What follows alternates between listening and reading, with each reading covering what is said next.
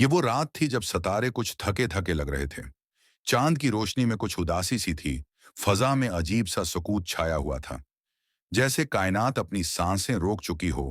کسی بہت بڑے واقعے کے انتظار میں وہ انیس رمضان المبارک کی سحر تھی، جب کوفہ کی مسجد کا دروازہ بھی خود کو مقدر پر اشکبار پاتا تھا، کیونکہ آج وہ لمحہ آ چکا تھا جس کا ذکر مصطفیٰ کی سے ہوا زبان تھا، سے۔ وہ گھڑی جس نے آسمانوں کے دروازے کھول دینے تھے۔ حضرت علی ابن ابی طالب، جو کعبہ میں پیدا ہوئے، نبوت کی گود میں پلیاور عدل کے علم بردار، بنیاس سحر کے وقت جاگیاپ نے وضو فرمایا، چہرے پر پانی کے قطرے موتیوں کی مانند ٹپکیاور، آسمان کی طرف نگاہ بلند کر کے فرمایا، اے میرے رب، میں تیرا بندہ تیرا علی آج تیری ملاقات کے لیے تیار ہوں، تو بھی مجھے بلانے والا بن جا۔ آپ نے اپنے بیٹوں امام حسن اور امام حسین کو جگایا، آپ کے لبوں پر خفیف سی مسکراہٹ تھی، مگر آنکھوں میں دنیا کی جدائی کا اشارہ بھی۔ آپ نے فرمایا، میرے بچوں، آج کی رات عجیب ہے، میری روح کو ایسا سکون مل رہا ہے جیسا سجدے کے وقت ملتا ہے۔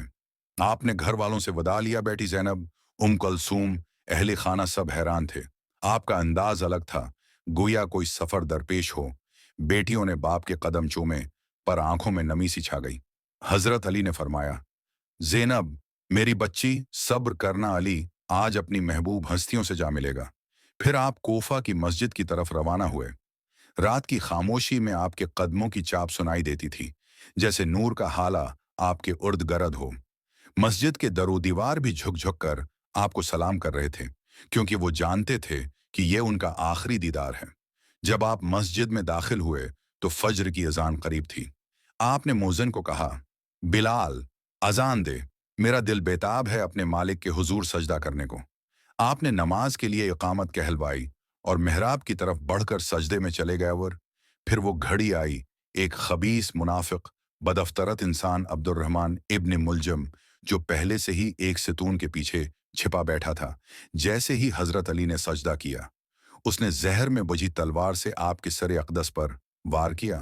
ایک چیخ، ایک کلمہ اور ایک صدائے حق، فزتو ورب الکعبہ، کعبہ کے رب کی قسم، میں کامیاب ہو گیا۔ یہ صرف ایک زخمی شخص کا نعرہ نہیں تھا، بلکہ کائنات کے سب سے سچے انسان کی آخری گواہی تھی۔ خون کا فوارہ جاری تھا، لوگوں نے آپ کو اٹھایا، جسم لہو لہان تھا، لیکن چہرے پر وہی نور، وہی سکون، جیسے محبوب اپنے رب کی ملاقات پر مسرور ہو۔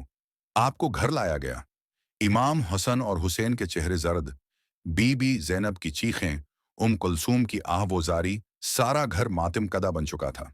مگر علی کی زبان پر تھا، میرے رب کا شکر ہے کہ اس نے مجھے اس وقت میں بلایا جب میں سجدے میں تھا۔ قاتل کی گرفتاری، علی کا عدل ابن ملجم کو گرفتار کر کے علی کے سامنے لایا گیا۔ لوگ چاہتے تھے کہ وہیں اس کا قصاص لیا جائے، مگر علی نے فرمایا، نہیں، ابھی نہیں، اسے کھانا دو، پانی دو، یہ قیدی ہے۔ اگر میں بچ گیا تو معاف بھی کر سکتا ہوں، اور اگر میں دنیا سے رخصت ہو گیا تو میرے قاتل کو بھی اتنی ہی ضرب لگانا جتنی اس نے مجھے ماری عدل سے تجاوز نہ کرنا۔ یہ تھا اس علی کا ظرف جو زخمی ہو کر بھی عدل کی تلقین کرتا رہا۔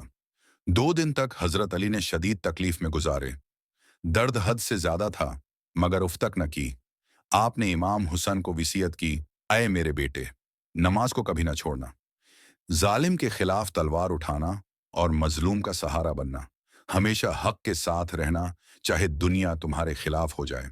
بیٹیوں کو سینے سے لگا کر فرمایا، صبر تمہاری زینت ہے، حیا تمہارا ہتھیار، میں تمہیں خدا کے حوالے کرتا ہوں۔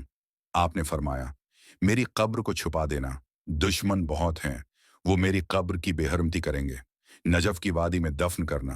پھر وہ لمحہ آیا، 22 رمضان المبارک، سحر کا وقت، آسمان پر بادلوں کا بصیرہ، ہواؤں میں سناٹا، در و دیوار لرزاں۔ علی نے کلمہ پڑھا، ہاتھ اٹھائے اور فرمایا، اے میرے رب، میں تیرے در پر حاضر ہوں، اشہد ان لا الہ الا اللہ و اشہد ان محمدن رسول اللہ۔ اور پھر علی خاموش ہو گئے، روح پرواز کر گئی۔ آسمان نے اپنے دروازے کھول دیے اور زمین نے اپنی سب سے عظیم امانت کھو دی۔ رات کے اندھیرے میں امام حسن اور حسین نے غسل دیا، کفن پہنایا اور اپنے بابا کو آخری بار سینے سے لگایا۔ جنازہ خفیہ طور پر لے جایا گیا، نجف کی وادی میں دفن کیا گیا، کیونکہ حضرت علی نے وصیت کی تھی کہ ان کی قبر دشمنوں سے محفوظ رکھی جائے۔ सदियों तक मज़ार मख्फी रहा और जब वक्त आया अल्लाह ने उस मज़ार को ज़ाहिर किया। आज नजफ़ इशरफ में अली का मज़ार ज़ायरीन के दिलों की करारगाह है। लोग वहां जाकर रोते हैं, दुआएं मांगते हैं और कहते हैं, अय अली, आपके बगैर इस्लाम मुकम्मल नहीं। आपकी शहादत हमें हक का रास्ता सिखाती है। अली की शहादत सिर्फ एक अजीम इंसान की रुखसती नहीं, बल्कि अदल, इश्क, शजायत, कुर्बानी और रजा की वो मिसाल है जो क़यामत तक आने वालों के लिए मुशाल राह है।